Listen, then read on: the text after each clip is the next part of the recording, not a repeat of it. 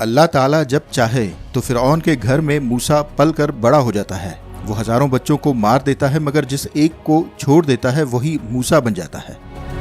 हम जानते हैं कि इमाम मेहदी अलैहिस्सलाम का ज़हूर उस वक्त तक नहीं होगा जब तक दुनिया जुल्म और जौर से ना भर जाए, और हम ये भी जानते हैं कि उस वक्त तक रुए ज़मीन के तमाम इंसानों पर हक़ और बातिल वाज़िया हो चुका होगा और सब पर हुज्जत तमाम हो चुकी होगी। आखिरुज़्ज़मां में कोई ये नहीं कह सकेगा कि मुझे मालूम नहीं था कि फलां बात सच है, वरना मैं बातिल का साथ कभी न देता। नहीं, बल्कि उस वक्त जो जिस तरफ खड़ा होगा वो पूरी समझ बूझ के साथ खड़ा होगा।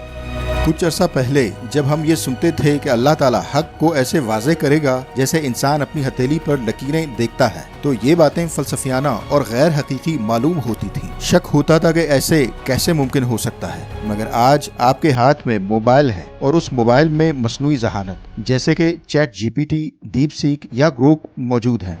आप जो पूछते हैं वो आपको जवाब देते हैं। पहले आपको कई मौज़ूआत पर सवालों के जवाबात के लिए एक्सपर्ट्स के पास जाना पड़ता था या गूगल पर तलाश करना पड़ता था, मगर आज एक क्लिक पर आपको मयारी जवाबात मिल जाते हैं। ये टेक्नोलॉजी अब महीनों या सालों के हिसाब से नहीं बल्कि दिनों के हिसाब से तरक्की कर रही है। मसनूई ज़हानत पर काम करने वाले माहिरीन का मानना है कि ये तो अभी आगाज़ है। आज हम AI को कंट्रोल कर रहे हैं, लेकिन एक वक्त आएगा जब AI यानी आर्टिफिशियल इंटेलिजेंस हमें कंट्रोल करेगी। आप जानते हैं कि सिर्फ 2022 से 2025 तक के कलील अरसे में आर्टिफिशियल इंटेलिजेंस इस हद तक तरक्की कर चुकी है कि अब ये पेचीदा तरीन मसाइल और सिनेरियोज का तज्जिया करके बेहतरीन हल तजवीज़ कर सकती है और ये बता सकती है कि आपके लिए क्या बेहतर है और क्या नहीं। फ़र्ज़ करें अगर आर्टिफिशियल इंटेलिजेंस इंसानी तारीख़ की तमाम किताबें, आसमानी सहीफ़े, अहादीस, रवायात, तहक़ीक़ी मकाले, साइंसी तहक़ीक़ात, इल्मी व मजहबी मनाज़रे और मुबाहिसे पढ़ ले और फिर आपको बता दे कि किस मखसूस मामले पर सच क्या है और झूठ क्या, हक़ पर कौन है और बातिल पर कौन, तो क्या होगा? आइए इससे एक कदम आगे सोचते हैं। माहिरीन बता रहे हैं कि AI के आने से अगले 10 सालों में कई शोबों के माहिरीन यहाँ तक के डॉक्टर्स भी गैर ज़रूरी हो जाएंगे। AI बड़े ऑपरेशंस सर्जन से भी बेहतर तरीके से कर सकेगी।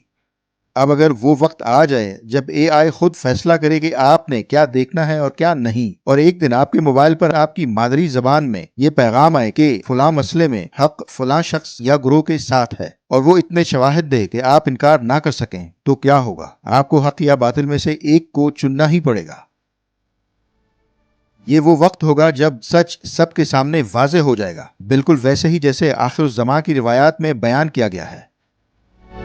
आज हम देखते हैं कि मीडिया और प्रोपेगेंडा के जरिए हक को छुपाया जाता है। शैतानी कुव्वतें सच को आवाम तक नहीं पहुंचने देते, लेकिन हम ये भी देख रहे हैं कि लोग तेजी से रिवायती मीडिया से हटकर सोशल मीडिया और AI प्लेटफॉर्म्स की तरफ जा रहे हैं। यहाँ तक कि रिवायती मीडिया को अपने अखराजात पूरे करना मुश्किल हो गया है।